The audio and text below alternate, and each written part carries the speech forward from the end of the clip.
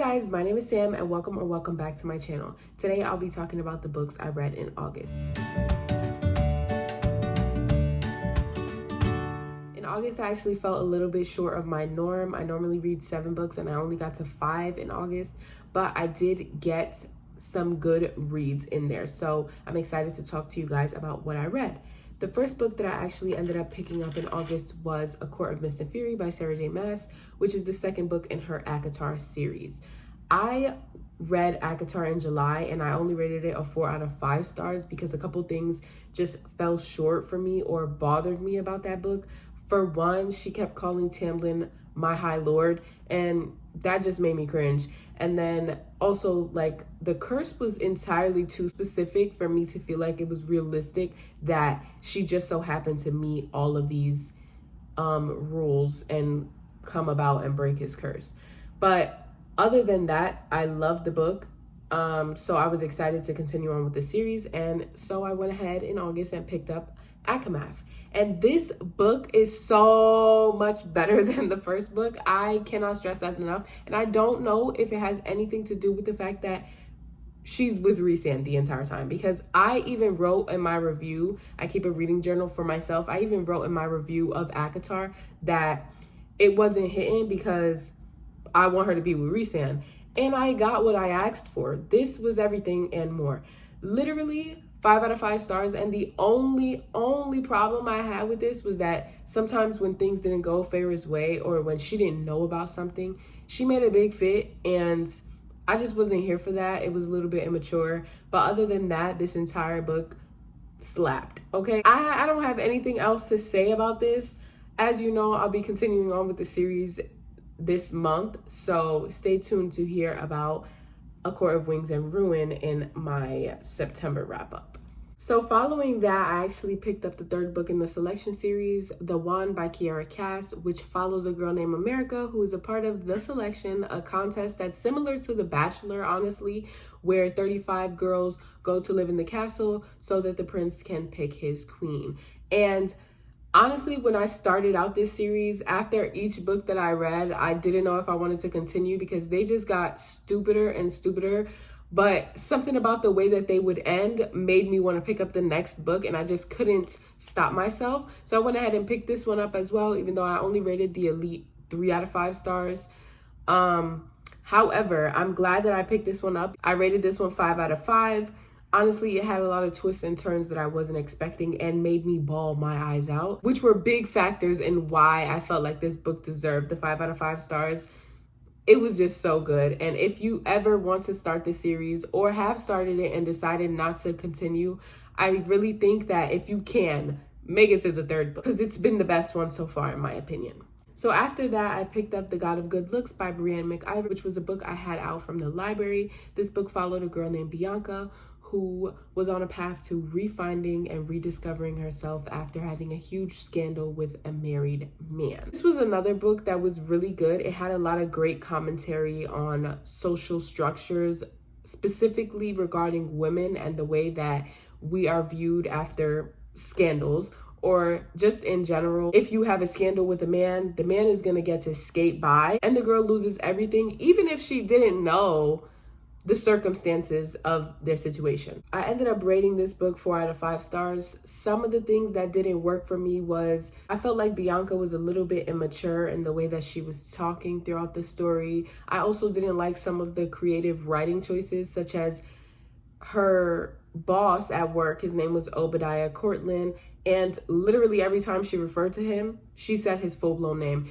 I don't know if that's just me being nitpicky, but I don't want to read Obadiah Courtland, Obadiah Courtland, Obadiah Courtland every other page. Say that 10 times fast. It's not giving. Like I said, I don't know if that's me just being nitpicky, but that's something that I don't like in books. You can just refer to him by his first name or his last name or whatever you want to do. You don't need to write out his whole name every time. And then another thing was I felt like the author wrote overly descriptive. Like every scene had to be this overly descriptive scene. You can't just say she opened the door. You have to say she opened the door wistfully and use a lot of extra words just to make the book sound beautiful. And lastly, a main factor was that in the end, we're led to believe that Bianca is going to pursue a romantic relationship with her boss, which is fine, but throughout the entire story, he treated her like trash. Well, for the majority at least. And I don't feel like getting his side of the story, which we do because they had dual perspective, makes it okay or excuses the things that he did just because we're supposed to feel bad for him. Following that, I picked up The Heart Principle by Helen Huang. This is a story about a girl named Anna who is struggling in all facets of her life, but she's actually going to therapy right now and ends up finding out that she is on the autism spectrum. And this helps her understand herself a little bit better, but she's having trouble explaining this to her family, who kind of live in a perfect world and think mental health is not an issue or that you can just be okay. And this also ends up diving into her relationship because she actually has a relationship with a man in the beginning prior to her diagnosis who decides he wants an open relationship because he doesn't know if he's ready to commit to her just yet. And she ends up finding someone else as well who gets to know her authentic self from the jump, whereas everybody else is going to have to learn about her having autism and how she truly is. Yeah, I felt like this gave great insight and great representation of people on the autism spectrum, and I could not put this book down.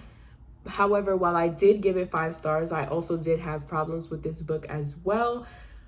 One being the way that her and Quan got back together in the end. Quan is the guy that she was seeing during her open relationship with her first boyfriend, Julian.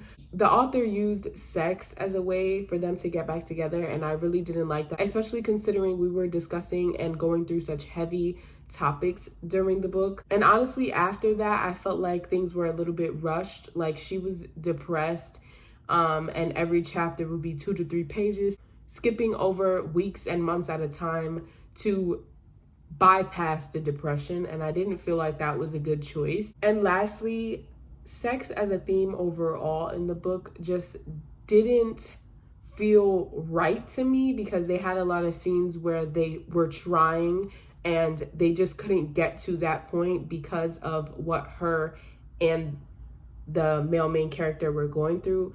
And I just felt like it was overdone after the second or third time. Like, we don't need to keep having the same sex scene or pre-sex scene when they're not going to have sex. Not that I cared that they did or they didn't. It just was the same scene written in different ways to try to explain that it was hard for them too. And I didn't care for that either.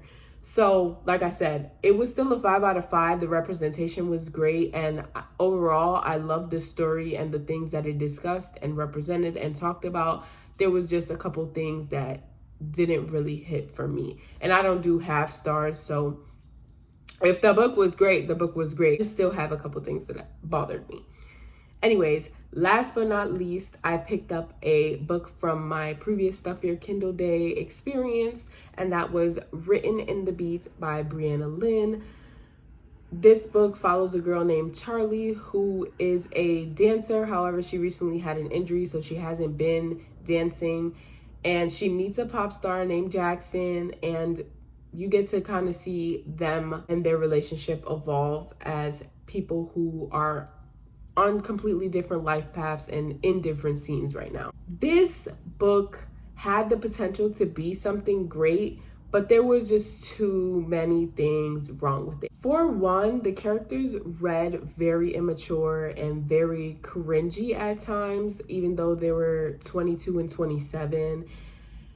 For two, there was a couple typos in this book that kind of had me confused sometimes on who was talking and who was saying what to who.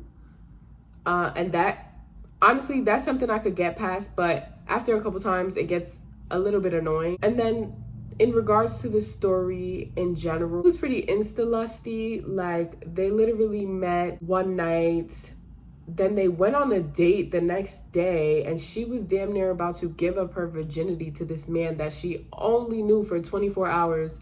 And then after that, they continue to talk and they're in a relationship. It just felt like everything was happening too fast, especially being that she was a virgin and she didn't know this man. She barely knew him. The thing that put the icing on the cake for me was it ended up having a surprise pregnancy trope. It was a factor that really made me hate this book, honestly. I don't like surprise pregnancies. I don't like the way that it was done. I'm pretty sure if I had read a book where it was done well, maybe I could be more welcoming to the idea of a surprise pregnancy. Author literally left no choice but to put this in the book to give it some kind of drama and also to make a way for the characters to get back together, because they were already at a point where there was no coming back from what was already done. Especially because I felt like both times that he messed up, he did absolutely nothing to get her back. She just was like,